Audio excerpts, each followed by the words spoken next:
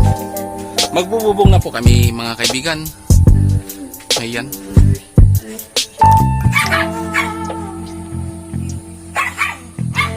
Yan ang aking rest house.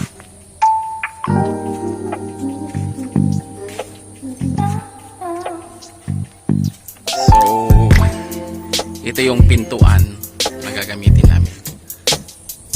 Ito na mga kaibigan ang aking update sa aking bahay. Kunting bahay bakasyonan o rest house na tinatawag.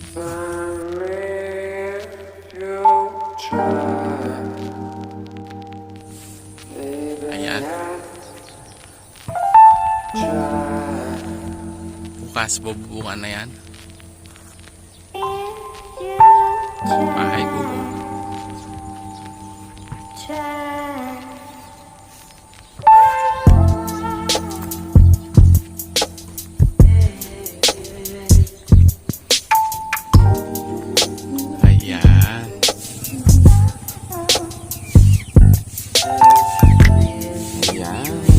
Magkain ng manok. Nakaka-relax.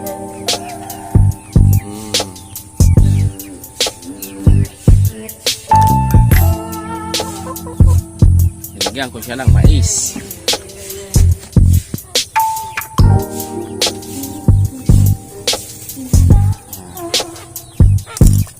Mais tuyo.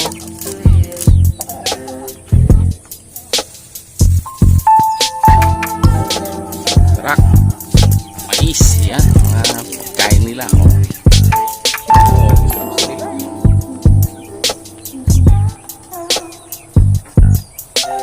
Yan guys, na-discover ko, maganda pala yung ganyan.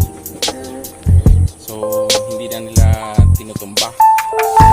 The best yan ginawa ko dyan. Yan, yan ang aking ginawang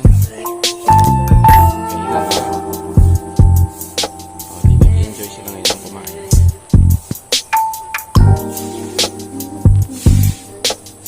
Ilang buwan lang ito siguro, mapaparami ko na ito. Ito malapit na mangitlog yan guys. Yan, antayin natin mangitlog yan para maparami natin kagad. Ang pag-aalaga ng manok ay kailangan ng tiyaga, sipag. Yan, ganyan ang mag-alaga ng manok. Simula ka sa maliit hanggang sa dadami ng dadami yan. Yan. Kunting tiyaga ang kailangan sa pag-aalaga ng manok. Okay?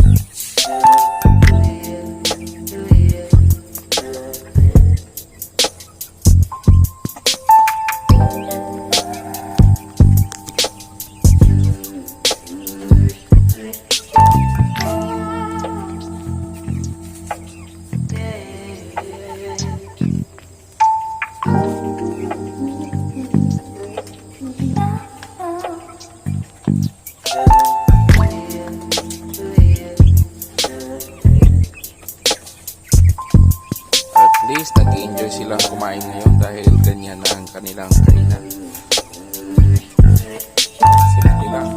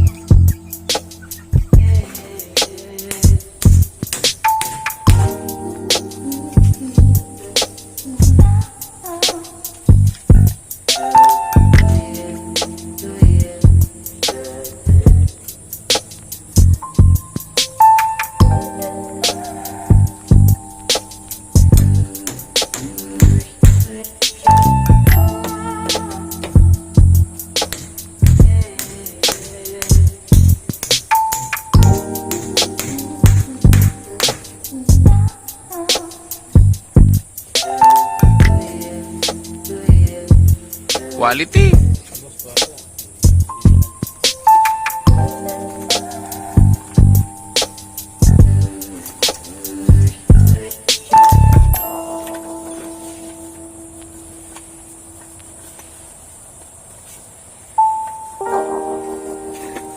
Yan ang aking bahay kubo.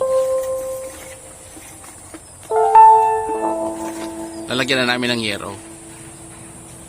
Yan.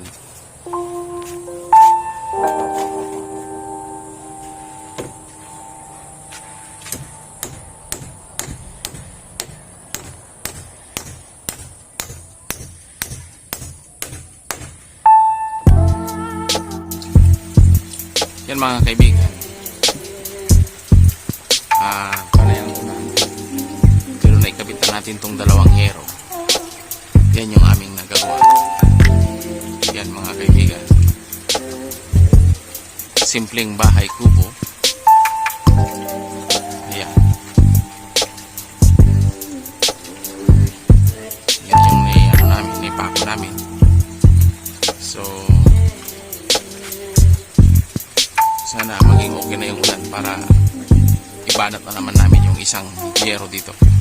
Yan.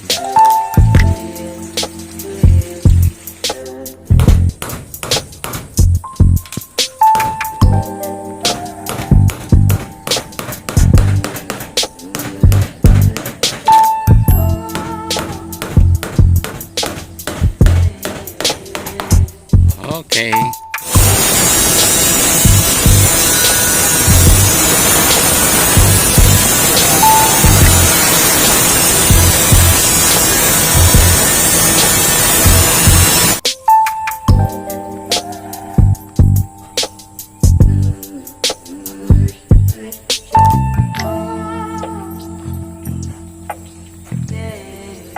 Ayan na. Bukas mabubungan na lahat to, Joy. Yan o. Bubong na hanggang dito.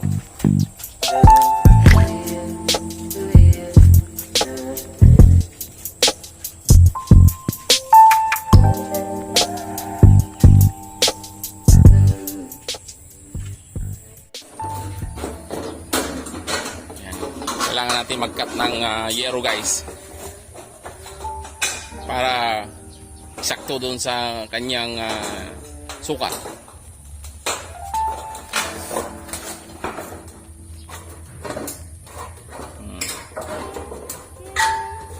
Ang lupit.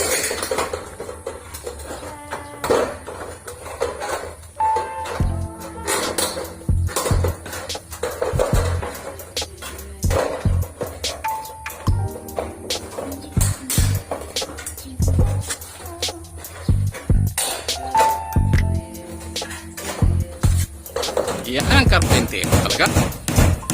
Kahit ipitaan, kayang magpukpok. Basta pukpok. Basta pukpok. Lupit ah.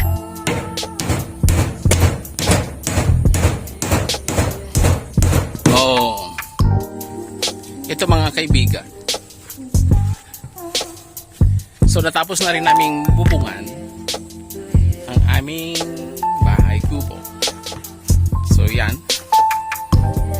Yan yung ginawa namin, guys. Oh. Coco lumber lang ang ginamit namin, guys. Ayan. 4 agas. Ayan.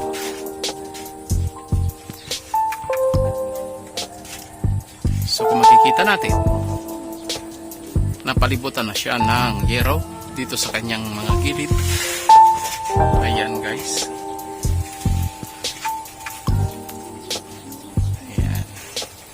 Dito sa banda rito, nilagyan namin ng alulod. Ayan, gutter. Ayan.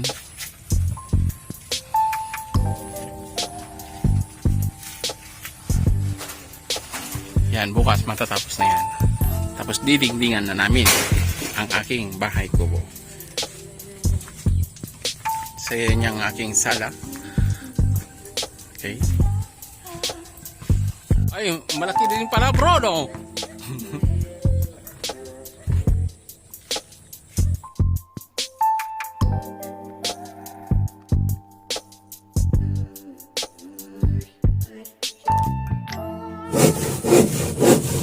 Himay-himayin natin ang ipin sa itong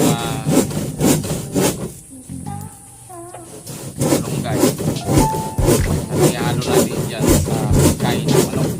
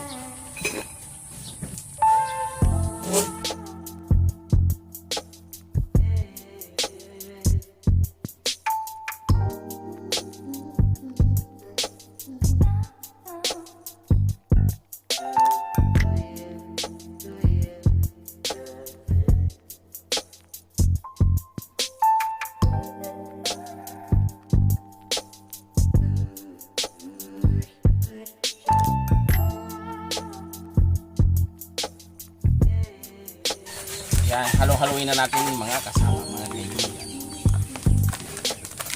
Yan.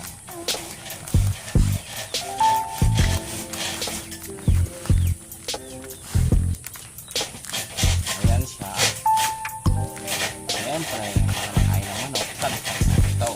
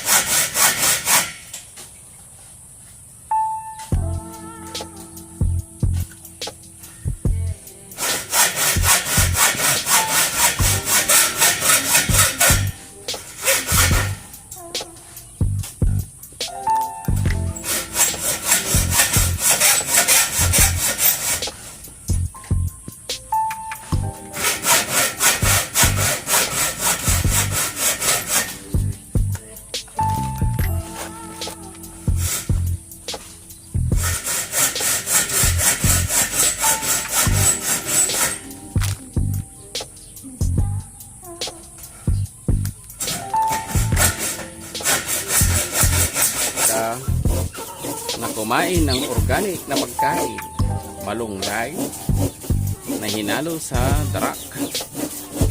Ayan guys, oh.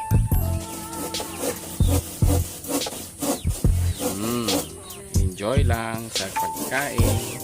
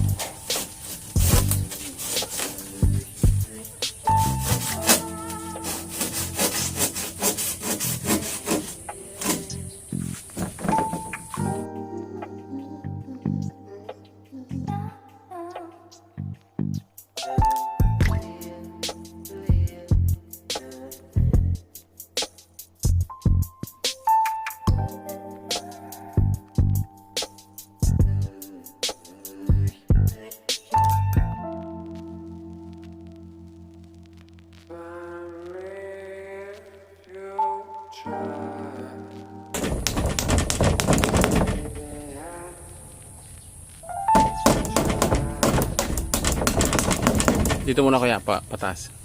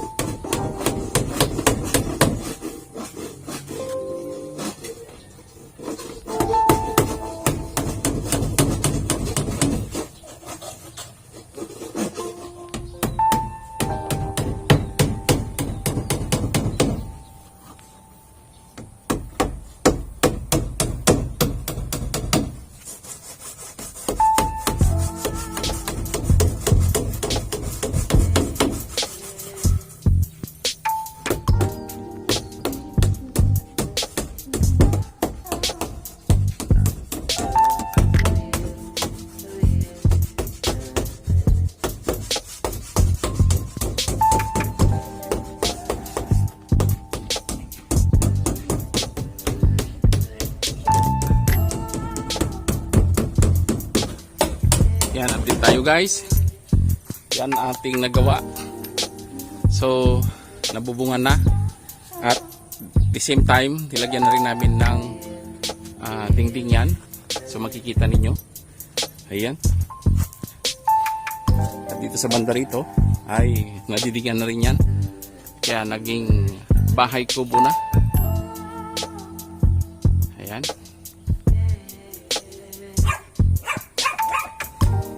So, nagbukha na siyang bahay. Ayan guys, ang aking munting bahay kubo.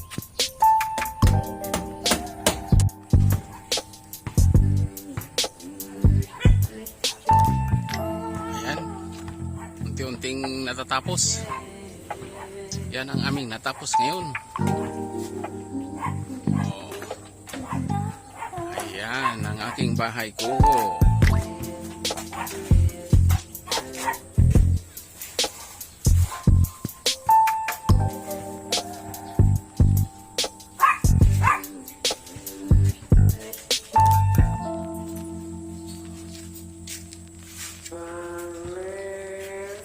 Oh, sigurado. Lang biro, ikuan, may ibang design.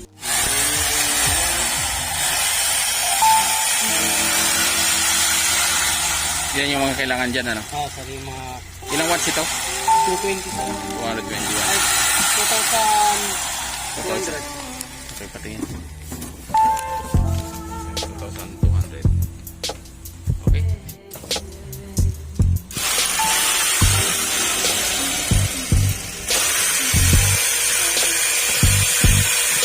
Ayan, nabili na natin itong router. Saka ito. Ayan o. 1,200 watts. Router. Ayan yung mga kailangan natin.